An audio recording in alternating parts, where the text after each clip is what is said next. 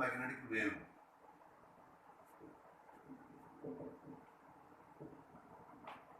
आपने वेव खूब पढ़ी है, तो ये वेव का टाइप्स है इलेक्ट्रोमैग्नेटिक वेव्स। देखिए ये अपने जो यूनिट है, ये हमारे पास जो यूनिट है ये 5th यूनिट में है।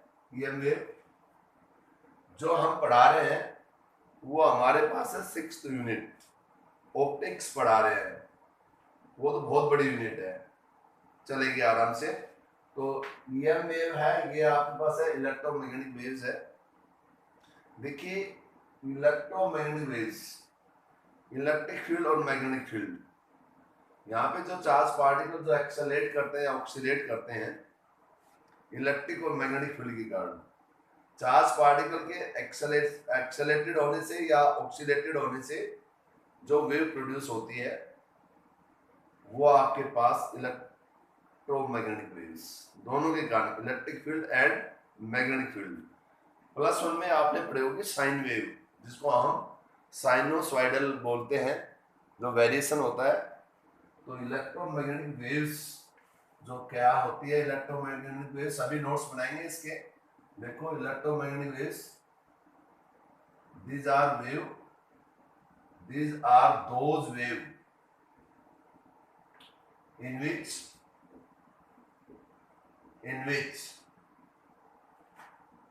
इसका साइनोसॉइडल साइन वेव होती है, in which sinusoidal variations between electric field vector and magnetic field vector, these are those wave in which sinusoidal variations between किसके बीच में, electric field vectors and magnetic field, या sinusoidal variations किसके कारण, between के बजाय ड्यू टू कर दो, due to electric field and magnetic field vector which are right angle to each other as well as directions of propagations.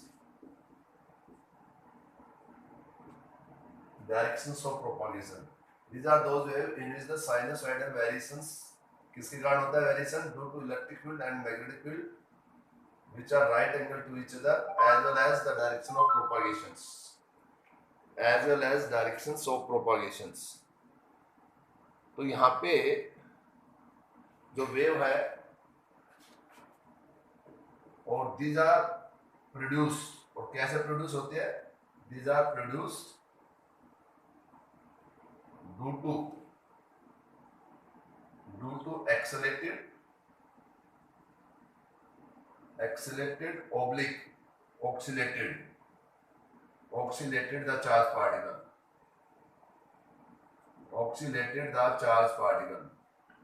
ये charge particle के accelerated या ऑक्सीलेशन से होते हैं। It is produced due to accelerated या oblique oscillated the charge particles. देखिए EM wave, ये आपके पास ईएम वेव है, मैं इसका रिप्रेजेंटेशन बना रहा हूँ ईएम वेव का। मान लीजिए ये एक्स है, direction of propagation x axis है जिसमें प्रोपागेट कर रही है, ये आपके पास वाई एक्सिस है, यहाँ पे आपके पास इलेक्ट्रिक फील्ड और मैग्नेटिक फील्ड ये परपेंडिकुलर है, ये आपके पास इलेक्ट्रिक फील्ड वाई एक्सिस हो गया, मैग्नेटिक फील्ड जेड एक्सिस हो गया। फिर ये वेरिएशन होता है इसमें, डायरेक्शन चेंज। अब यहाँ पे दिस वन इज, अब यहाँ पे आपके पास बन गया, ये आपके पास मैग्नेटिक फील्ड हो गया और ये आपके पास होगा इलेक्ट्रिक फील्ड। और electric field and magnetic field both are perpendicular to each other and also perpendicular to the directions of प्रोपागेशंस।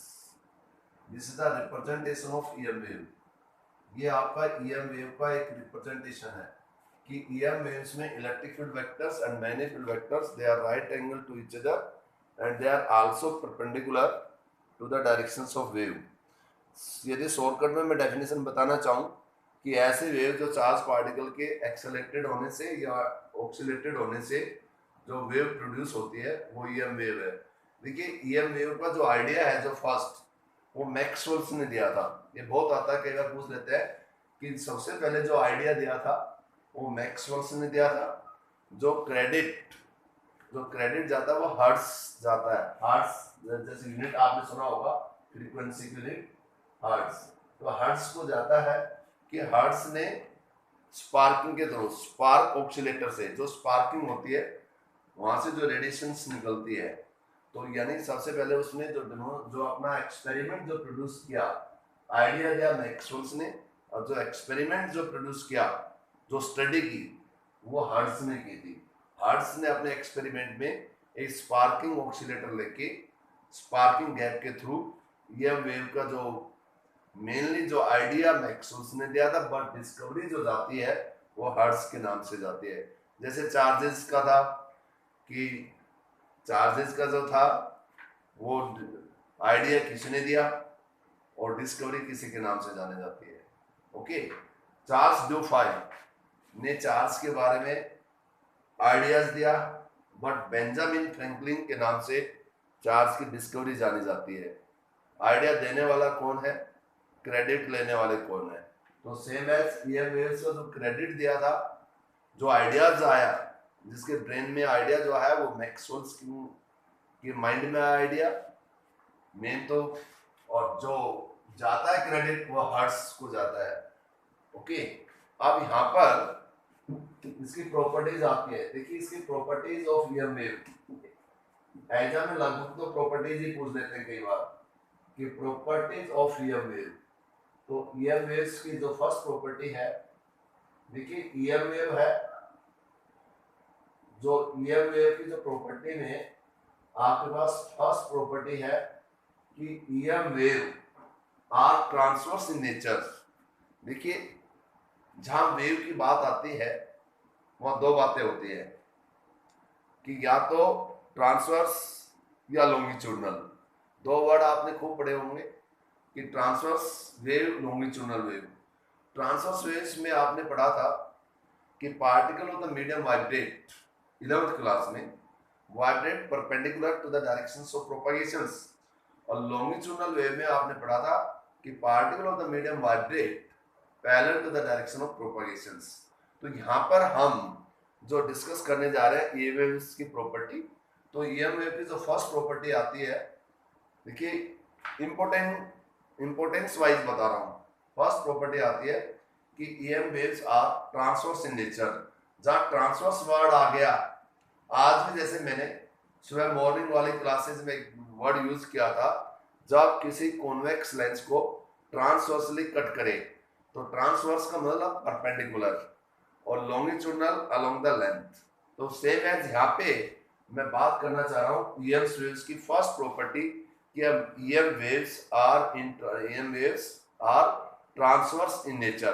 तो फर्स्ट प्रॉपर्टी राइट डाउन कि प्रॉपर्टीज ऑफ ईएम वेव, आप जैसे आपको इलेक्ट्रिक फील्ड लाइंस की property याद है, 7 8 10 जितने लिखवाई थी, हर प्रॉपर्टी का अपनी अपनी अहमियत है। वैसे इस चैप्टर में जो इसकी प्रॉपर्टीज है उनका अपने आप में अहमियत है कि जो भी पूछा जाता है वो प्रॉपर्टी से कंसर्न ही आता है। तो ये सब की सब property you have to learn. तो first property is that EM waves are in transverse nature, कि ईएम वेव ट्रांसवर्स नेचर में होती है। ओके, ट्रांसवर्स नेचर में आपने फर्स्ट प्रॉपर्टी लिखा EM waves are in transverse nature. Okay, इस transverse nature का मींस क्या है, इसके ब्रैकेट में लिख लो कि in EM wave the time varying of electric field, in EM wave the time varying of electric field, EM wave में time varying of electric field gives the value of magnetic field and time varying of magnetic field gives the value of electric field। कि जब time के according यदि electric field में variation होता है तो हमें मैग्नेटिक फील्ड मिलेगा, और यदि टाइम के अकॉर्डिंग यदि मैग्नेटिक फील्ड में वेरिएशन होता है तो हमें वैल्यू इलेक्ट्रिक फील्ड की मिलेगी। तो time varying of electric field के चेंज होने से मैग्नेटिक फील्ड की वैल्यू मिलेगी, मैग्नेटिक फील्ड के चेंज होने से इलेक्ट्रिक फील्ड की। तो EM waves are in transverse in nature कि because in a EM waves the time varying of electric field gives the value of magnetic field and time varying of magnetic field gives the value of electric field। ये अभी मैं Maxwell's की equation discuss करूंगा और उसके अंदर आपको बताऊंगा कि बेटा देखो ये time varying of electric field हो रहा है तो वैल्यू मैग्नेटिक फील्ड की है, और time varying of magnetic field है तो इलेक्ट्रिक फील्ड। ये आपकी फर्स्ट प्रॉपर्टी है। दूसरी प्रॉपर्टी जो है कि जो ईएम वेव है वो प्रोपागेट करती है, EM waves propagate with the speed of light in vacuum। तो EM wave propagate with the speed of light in vacuum है 3 × 10⁸ और ये मीटर पर सेकंड, ये स्पीड ऑफ EM wave है। This one is the speed of EM wave। उसके बाद आपके पास दो प्रॉपर्टी होगी है। मैं किसी भी बच्चे से ये प्रॉपर्टी सुन सकता हूँ, सब बच्चे ध्यान से इसको लर्न करेंगे। First property EM waves transverse in nature. Second property transverse का मतलब इसमें इलेक्ट्रिक फील्ड और मैग्नेटिक फील्ड जो वेक्टर होते हैं, electric field vector magnetic field vector, they are right angle to each other and they are also perpendicular to the directions of propagations. और second property मैंने आपको बता चुका हूं कि speed of EM waves that is 3 × 10⁸ metre per second. उसके बाद आता है थर्ड प्रॉपर्टी। देखिए EM वेव जो होती है ये अनचार्ज होती है, कोई चार्ज नहीं होता। तो अनचार्ज होने से ये डजंट या ये don't deflect towards the electric field as well as magnetic field. Okay, हाँ सेकंड है EM वेव्स। मैंने बताया the speed of EM waves in vacuum is 3 × 10⁸ metre per second. ये स्पीड ऑफ EM वेव है 3 × 10⁸ metre per second, speed of EM wave. उसके बाद है due to अनचार्ज particle के अनचार्ज के it doesn't deflect toward the कि EM वेव्स पे total अपने पे कोई चार्ज नहीं होता, इसलिए it doesn't deflect toward the electric field and magnetic field. That means what, it travels along a straight path. ये आपके पास है EM वेव। थर्ड जो है third property fourth, EM waves show, क्या शो करती है? EM wave shows reflections, EM wave shows the properties। कौन कौन से प्रॉपर्टी शो करती है? बहुत अच्छा पॉइंट है ये। EM wave shows the property, कौन कौन से प्रॉपर्टी शो करती है? Reflection, refraction, interference, diffractions. ये सब चीजें रिफ्लेक्शन में पढ़ा चुका हूँ, रिफ्रैक्शन में पढ़ा चुका हूँ, आज टेस्ट होना था। इंटरफेरेंस मैंने पढ़ाना है, डिफ्रैक्शन मैंने पढ़ाना है। तो आप प्रॉपर्टी आ गया EM वेव, जो आपकी EM वेव है वो शो करती है। कौन कौन सी प्रॉपर्टी शो करती है? EM wave show the properties of reflection, refraction, interference, diffraction, polarisations. देखिए बड़ा अच्छा है, कई बार ये ऑब्जेक्टिव में छोटी छोटी ये चीजें आएगी। EM वेव कौन कौन सी प्रॉपर्टी शो करती है? इंटरफेरेंस, पहला रिफ्लेक्शन, रिफ्रैक्शन, इंटरफेरेंस, डिफ्रैक्शन, पोलराइजेशंस। आपके लिए नए वर्ड जो है इंटरफेरेंस, मेरे बच्चों के लिए नया नहीं है। जिन बच्चों ने मेरे से 11th पढ़ी है, मैंने पढ़ाई है, उन बच्चों के लिए इंटरफेरेंस जरूरी नहीं है। उन बच्चों को दे नो वेरी वेल कि इंटरफेरेंस क्या होता है। मैंने बहुत डिटेल स्टडी से पढ़ा रखा है इंटरफेरेंस। तो ये आपके पास जो प्रॉपर्टी है, ये आपके पास फोर्थ प्रॉपर्टी है, आपको लर्न होनी चाहिए कि क्या बताइए। जो फिफ्थ प्रॉपर्टी है वो लिखेंगे, they don't require any material medium for their propagation. इनको प्रोपागेट करने के लिए किसी भी मीडियम की आवश्यकता नहीं पड़ती। तो they don't require any material medium for their propagation, कि इनका अपने प्रोपागेशन के लिए किसी प्रकार की कोई भी मटेरियल मीडियम की आवश्यकता नहीं पड़ती। ओके, अगला जो है प्रॉपर्टी, उसमें आता है कि आपकी जो EM वेव है, EM वेव कि EM वेव जब प्रोपागेट करती है तो रेशियो ऑफ, इसका ratio EM ratio of electric field to magnetic field that is equal to C। और आपके पास जो C है ये आपके पास होता है स्पीड ऑफ वेव, कि जो है EM wave is propagate in electric field and magnetic field, then ratio of their component electric field और मैग्नेटिक फील्ड का जो रेशियो होता है दैट इज इक्वल टू सी। और ये जो सी होता है ये आपके पास स्पीड ऑफ वेव, इसको बेटा एम्पलीट्यूड वैल्यू भी लिख सकते हैं E naught by B naught, और ये आपके पास हो जाएगा सी, क्योंकि ये आरएमएस वैल्यू होती है और ई आरएमएस होते हैं E naught by root two और बी आरएमएस होते हैं B naught by root two से रूट टू कैंसिल। तो ये we can also write E naught by B naught by C. ये भी आपके पास ईएम वेव की प्रॉपर्टी है कि that is the property of EM wave.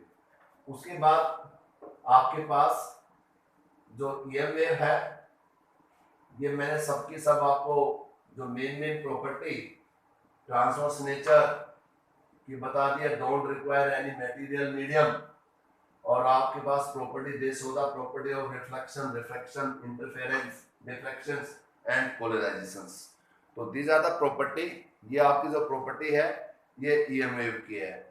अब इक्वेशन ऑफ ईएम वेव देखिए मैं आपको बताना चाहूंगा, जिसको नहीं मालूम वो बताना मेरे को।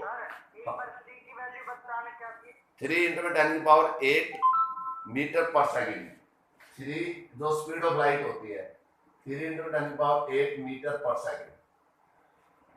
आप सुनिए, आप जो हम बताने जा रहे हैं वो आपको नॉलेज होनी बहुत जरूरी है। देखिए बेटा, आपको +1 के अंदर हमने आपको पार्टिकल डिस्प्लेसमेंट, पार्टिकल वेलोसिटी और पार्टिकल एक्सेलेरेशन, देखिए वेव क्या है, एक पार्टिकल का मूवमेंट है और कुछ भी नहीं है। तो इसके अंदर मैं आपको यह बताना चाहूंगा कि आपको +1 के अंदर आपको पढ़ाया होगा, आपको 3 इक्वेशन बताई थी जो स्टैंडर्ड इक्वेशन होती है जब कोई पार्टिकल वाइब्रेट करता है या कोई पार्टिकल ऑक्सीलेट करता है। तो जो फर्स्ट इक्वेशन है वो आपके पास है वाई ए, यहाँ पे साइन, और ये आपके पास होगा ओमेगा टी माइनस के एक्स। यदि वेव लेफ्ट से राइट प्रोपागेट कर रही है तो ये फॉर्मूला, और राइट से लेफ्ट कर रही है तो प्लस आ जाएगा। दूसरा formula y is the displacement, vibrating particle का डिस्प्लेसमेंट, और a स्टैंड फॉर एम्पलीट्यूड, और omega angular frequency, t time, और यहाँ पे जो k है, k ये प्रोपागेशन कांस्टेंट होता है और ये होता है 2 pi by lambda, k is equal to 2 pi by lambda. ये प्रूव करवा रखे है ये इक्वेशन। और दूसरी आपके पास जो इक्वेशन है a sin 2 pi by lambda और vt माइनस x, ये दूसरी इक्वेशन है। और तीसरी इक्वेशन a sin 2 पाई, ये t बाई t और माइनस x बाई लैम्डा। देखिए ये तीनों जो इक्वेशन है, यदि आपको एक भी इक्वेशन आती है तो तीनों इक्वेशन वेरी इंपॉर्टेंट है और आपको तीनों इक्वेशन आनी चाहिए। अब मेरे आपसे कहने का मतलब ये है कि आप ईमानदारी से ये आपने देखना होगा कि क्या हमने +1 के अंदर ये तीनों इक्वेशन हमें डिस्कस की, क्या हमें ये तीनों इक्वेशन आती है।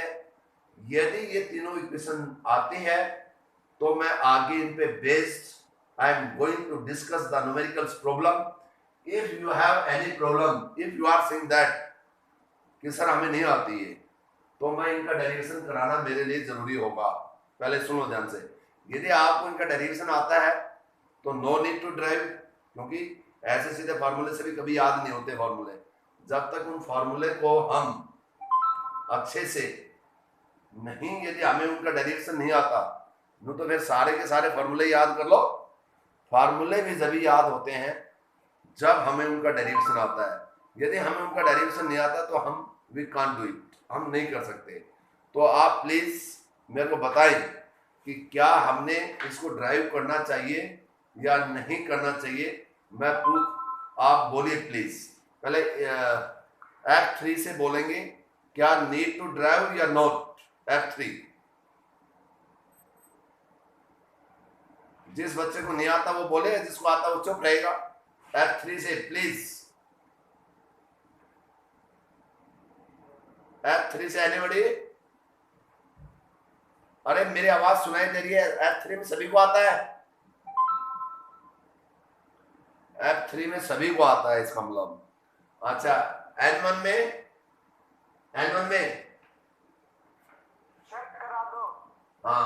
तो करा देते हैं बेटा, लो ध्यान से।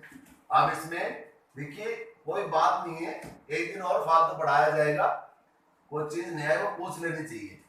अब इसमें क्या होता है बेटा, सभी ध्यान से सुने कि हमें ये आपके पास, ध्यान से सुनना, ये कोई वेव प्रोपागेट कर रही है, ये वेव जब ये वेव प्रोपागेट करती है तो हमारे पास पार्टिकल डिस्प्लेसमेंट, और पार्टिकल में ये रिलेशन थी y equal to a sine of theta, point to be noted.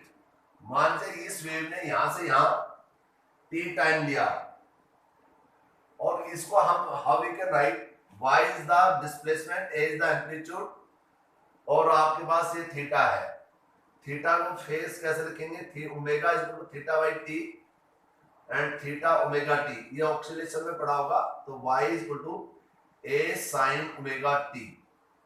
इस इक्वेशन को हम, this is the particle displacement, ये एम्पलीट्यूड, एम्पलीट्यूड वैल्यू होती है maximum displacement of the particle, जिसको हम स्मॉल a से रिप्रेजेंट करते हैं, एम्पलीट्यूड। अब यहाँ पे बेटा हमने क्या माना कि ये जो वेव है ये मान से यहां से ओरिजिनेट हो रही है, और ये यहाँ के बजाय इस पार्टिकल से ओरिजिनेट हो रही है। अब यहां से सुनिए, अब ये जो पार्टिकल यहां से यहां आया है, अब इसकी आपने स्पीड लेनी है। मान लीजिए इसकी स्पीड है v metre per second, okay. Source पहले यहां था, v मीटर पर सेकंड से आ गया v मीटर पर सेकंड, ये आपके पास स्पीड है v मीटर पर सेकंड। मान लीजिए इसने x डिस्टेंस ट्रेवल किया है, x डिस्टेंस, तो यहाँ पे जो time taken to cover this, अब यहाँ जो time taken to cover this to this, यहाँ टोटल टाइम t है यहां से यहाँ। अब ये जो टाइम है यहां से यहाँ जो टाइम लगा, टाइम क्या होगा, t is equal to x by v, यहां से टाइम o से o डैश टाइम, ये स्पीड है, ओके। जो भी सोर्स पहले यहां से ओरिजिनेट कर रहा था, यहां से सोर्स को हमने मूव कर दिया from this position to this position, v metre per second x distance, तो ये x बाई v टाइम यहां से यहां। अब यहां से यहां जो टाइम है वो आपने निकालना है, तो ये टाइम क्या लगेगा, टोटल टाइम यहां से यहां t है, और यहां से यहां टाइम। अब ये जो टाइम आएगा, ये टाइम मान लीजिए ये तो t डैश है यहां से यहां, तो टोटल टाइम t में से अब ये टाइम माइनस कर देंगे कि हमने इसके बीच में जो टाइम है, तो t minus x by v. देखिए ये टोटल टाइम यहां से यहां टोटल टाइम t है, सोर्स जो भी सोर्स है ओरिजिनेट जिसने किया है उसको हमने डिस्प्ले कर दिया o से o dash with speed v metre per second, ये x डिस्टेंस है, तो time taken from o to o dash x by v, and total time is from this to this is t, and अब यहां से यहां total time t है, और मान लीजिए आपका सोर्स यहां की बजाय यहां आ गया, ये टाइम कितना हो गया आपका x बाई v, तो अब ये टाइम आपने निकालना है कि ये टाइम क्या है, तो ये होगा t minus x by v, तो y is equal to a, ये साइन ओमेगा, अब t टाइम इज व्हाट, आप इसकी वैल्यू पुट कर दो, ये आपके पास है t और ये माइनस एक्स बाई वी। अब यहां से जब हम सोल्व करेंगे तो y is equal to a sine omega t minus omega x by v, we can write omega t,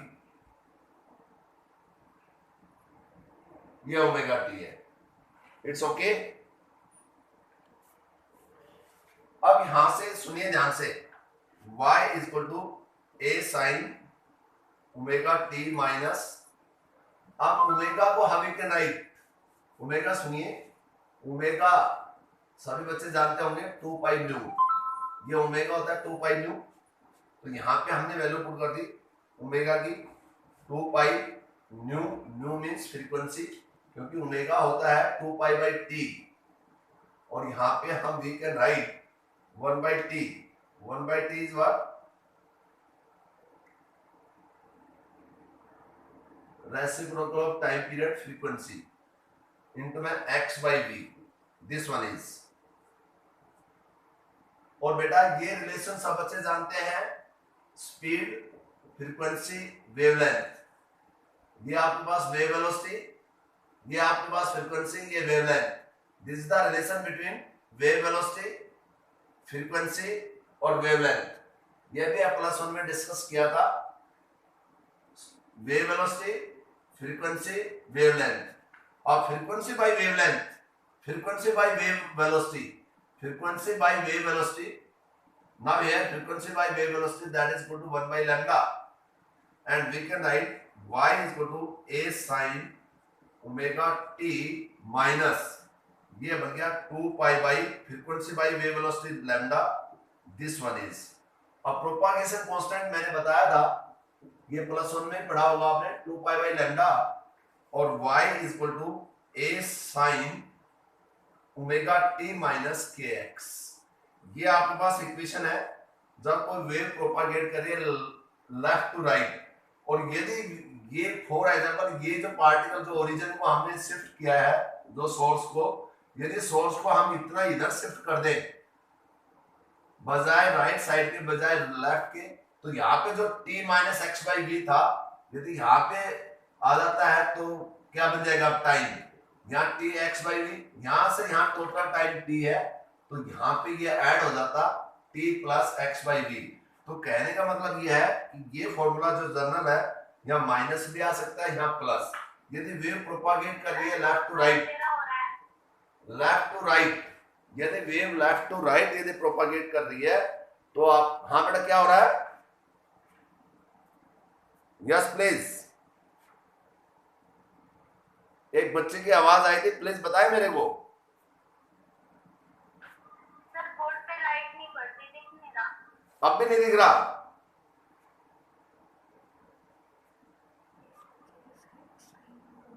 board पे लिखते जब अंधेरा हो जाता है तो साफ दिखता है। आप बताओ, आप कैसा दिख रहा है? सर अब सही दिख रहा है। अच्छा कोई बात नहीं, मैं दोबारा ये से फिर आपको समझा रहा हूँ। देखिए मेरे कहने का मतलब ये था, ये आपके पास सबसे इंपॉर्टेंट रिलेशन है जो मैंने निकाली है, y पार्टिकल का displacement, particle amplitude, a sin omega t minus के एक्स। ओमेगा आपके पास एंगुलर फ्रीक्वेंसी है और k आपके पास है प्रोपागेशन कांस्टेंट। तो यदि कोई पार्टिकल, मान लीजिए ये जो इक्वेशन है, ये तो हर बच्चे को ऑक्सीलेशन, जिस भी बच्चे ने ऑक्सीलेशन पढ़ा है, हर बच्चे को जिसने भी ऑक्सीलेशन पढ़ा है, उस सब बच्चे को ये इक्वेशन तो आती है, y equal to a sin theta. तो y is the particle displacement, a is the particle amplitude, theta को हम ले सकते हैं omega is equal to theta by t, तो थीटा ओमेगा t। तो यानी कि इस फॉर्मूले को मैंने लिख दिया y equal to a sin omega t। अब हमारे पास यदि पार्टिकल ओरिजिन, मैंने यहां से बताया कि पार्टिकल यहां से ऑक्सीलेट या पार्टिकल वाइब्रेट कर रहे हैं यहां से, ये t टाइम ले रहा है, तो ये इक्वेशन है y particle displacement that is equal to a sin omega t। Okay, आप जब यहां से, आप ये जो ओरिजिन है, जो सोर्स यहां से आपने शिफ्ट कर दिया o से o डैश, जैसे डॉपलर सिपेट पढ़ा था आपने, डॉपलर सिपेट और साउंड जरूर पढ़ाया होगा टीचर ने। अब यहां से यार v मीटर पर सेकंड से आ गया सोर्स, और सोर्स ने डिस्टेंस ट्रैवल किया x मीटर, तो time taken to o dash, ये जो टाइम होगा x by v, time distance by speed, it's okay you no.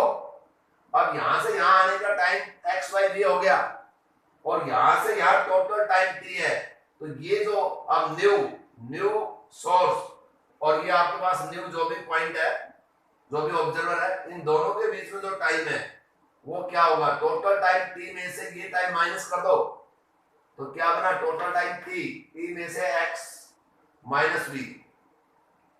फिर आपने y equal to a sin omega t, omega को अंदर लेंगे, minus omega x by v, omega होता है 2 pi nu x by v। This is the relation between wave velocity, frequency, wavelength. ये v stand for wave velocity, ये आपके पास frequency, ये वेवलेंथ। तो frequency by wave velocity 1 by lambda, y is equal to a sin omega t minus x by v। Okay, और यहाँ पे sorry omega 2 pi nu x by v frequency by wave velocity lambda, तो y a sin omega t minus 2 pi by lambda into में x बन गया।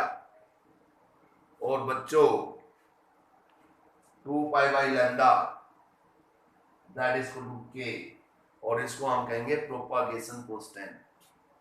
और ये जो इक्वेशन है सबसे इंपॉर्टेंट है।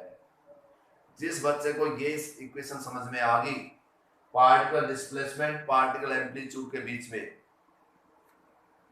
तो वो सारे के सारे न्यूमेरिकल्स करेगा इस पे बेस्ड। आप इस इक्वेशन से आप सभी इक्वेशन का डायरेक्शन कर सकते हैं। आप जिस बच्चे को नजर नहीं भी आ रहा हो वो +1 की नोटबुक में से अच्छे से देख ले। +1 की जो नोटबुक है उसमें वो बच्चा आराम से इसको देख ले। जिसको नोट्स नहीं भी बन पा रहे हो तो +1 का है सारा ये, उसमें आप अच्छे से देखेंगे। +1 की जो ही नोटबुक खोलेंगे सारे के सारे डायरेक्शन आपको मिलेंगे इस फॉर्मूले से कंसर्न।